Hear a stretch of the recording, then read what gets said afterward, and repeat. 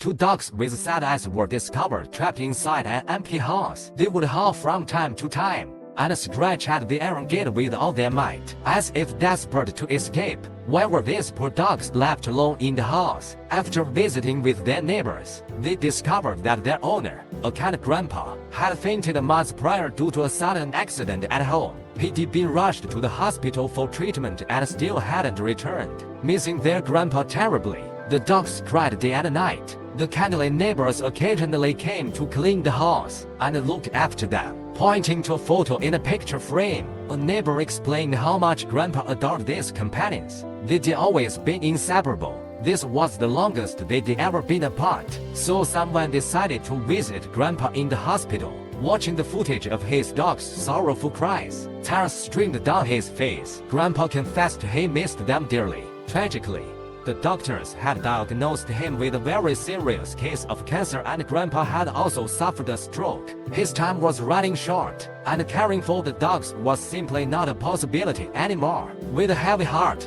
he pleaded for someone to help find a good loving forever home for them. A few days later, neighbors and cat individuals helped Grandpa to a place below the hospital building, so Grandpa could see the dogs whom he had so dearly missed. Grandpa tried, but the excitement overwhelmed him. Strangely, the dogs didn't mirror Grandpa's joy in the anticipated reunion. Their wagging tails and excited barks weren't present this time. For the first time, all they seemed to smell on Grandpa was concern. One single